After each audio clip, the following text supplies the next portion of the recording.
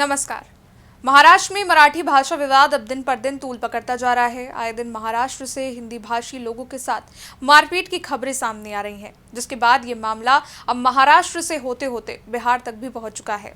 दरअसल बीते दिन भाजपा नेता निशिकांत दुबे ने मराठी भाषा विवाद को लेकर बयान दिया और मनसे पर निशाना साधा, जिसके बाद अब उद्धव ठाकरे और आदित्य ठाकरे का बयान भी सामने आ गया है।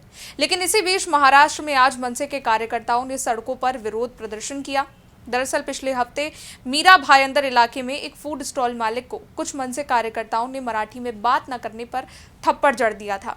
इसके बाद व्यापारियों ने विरोध किया और आज व्यापारियों के विरोध प्रदर्शन के जवाब में मनसे कार्यकर्ताओं ने रैली निकाली और नारेबाजी की। इस दौरान मनसे कार्यकर्ताओं ने सरकार के खिलाफ जमकर नारेबाजी करी। कार्यकर्ताओं ने सरकार पर विरोध प्रदर्शन की अनुमति न देने का आरोप भी लगाया। हालांकि विरोध बढ़ता देख स्थिति पर काबू पाने के लिए पुलिस ने मनसे कार्यकर्ताओं और नेताओं को हिरासत में ले लिया। जानकारी के मुताबिक इससे पहले पुलिस ने मनसे के नेता अविनाश जाधव को हिरासत में ले लिया था। वहीं विरोध प्रदर्शन को लेकर महाराष्ट्र के सीएम देवेंद्र फडणवीस ने कहा कि ये कहना गलत होगा कि हमने मीरा रोड पर विरोध प्रदर्शन की अनुमति नहीं दी। मैंने कमिश्नर से बात की, उन्होंने मुझे बताया कि पुलिस ने विरोध प्रदर्शन की अनुमति देने से इनकार नहीं किया है। उन्होंने एक बैठक की अनुमति मांगी थी, हम उन्हें वो अनुमति दे रहे थे, लेकिन वो उस मार्ग पर विरोध मार्च निकालना चाहते थे जहां ऐसा करना संभव नहीं था। हमने उनसे वैकल्पिक मार्ग लेने के लिए कहा, लेकिन वो इसके लिए सहमत नहीं हुए। ये कहना गलत होगा कि उन्हें अनुमति नहीं दी गई। फिलहाल ये विवाद अब महाराष्ट्र की सड़कों से होता हुआ बिहार भी पहुंच चुका है। दरअसल बीजेपी सांसद निशिकांत दुबे ने एक्स पर लिखा कि हिंदी भाषी लोगों को मुंबई में मारने वाले, यदि हिम्मत है तो महाराष्ट्र में उर्दू भाषियों को मार के दिखाओ। अपने घर में तो कुत्ता भी शेर होता है, कौन कुत्ता कौन शेर खुद ही फैसला कर लो। इसके अलावा उन्होंने कहा था कि पटक पटक के मारेंगे। अब उनके इस बयान पर शिवसेना यूबीटी के प्रमुख और पूर्व सीएम उद्धव ठाकरे ने जवाब दिया है और उन्होंने निशिकांत दुबे की तुलना लकड़बग्घे से की। उन्होंने कहा कि राज्य की जनता सच्चाई जानती है, ऐसे नेताओं के बयान पर ध्यान देने की जरूरत नहीं है। इसके अलावा संजय राउत ने कहा कि दुबे को सही करना देवेंद्र फडणवीस, एकनाथ शिंदे और अजीत पवार की जिम्मेदारी है, वरना फडणवीस और पूरा कैबिनेट इस्तीफा दे दे। यही नहीं, निशिकांत दुबे के बयान पर शिवसेना यूबीटी नेता आदित्य ठाकरे ने कहा कि ये बिल्कुल भाजपा की मानसिकता है जो महाराष्ट्र विरोधी है।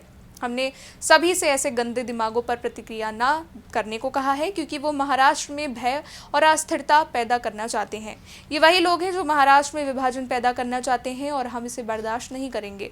फूट डालो और राज करो भाजपा की चाल है, ये शुद्ध राजनीति है। भाजपा के सांसद की ये मानसिकता पूरी भाजपा का प्रतिनिधित्व करती है, ये उत्तर भारत का प्रतिनिधित्व नहीं करती। पूरे देश से लोग सपने और उम्मीदें लेकर महाराष्ट्र आते हैं। हमारी लड़ाई सरकार के खिलाफ है, किसी भाषा के खिलाफ नहीं। निशिकांत दुबे उत्तर भारत के प्रतिनिधि नहीं है। अब निशिकांत दुबे के बयान के बाद छिड़ी जुबानी जंग से महाराष्ट्र में सियासत गरमाई है।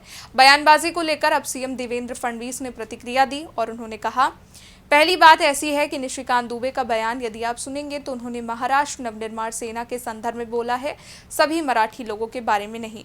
मेरे विचार से इस तरीके का बयान देना योग्य नहीं है, क्योंकि उसका तो मतलब निकलता है वो लोगों के मन में भ्रम पैदा करता है। मैं फिर से कहूंगा कि मराठी मानुष का ऐतिहासिक योगदान इस महाराष्ट्र के निर्माण में है।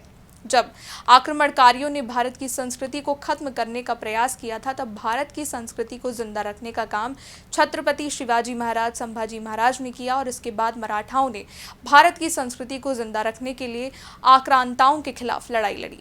फिलहाल अब देखा जाए तो महाराष्ट्र में भाषा विवाद के इस मुद्दे को लेकर सियासत गरमाई है।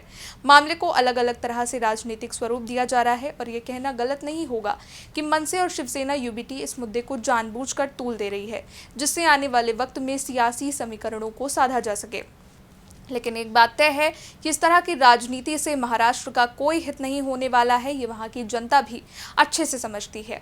इस पर आपका क्या कहना है नीचे कमेंट सेक्शन में बताइएगा। वीडियो को लाइक कीजिएगा, शेयर कीजिएगा, चैनल को सब्सक्राइब कीजिएगा। शुक्रिया।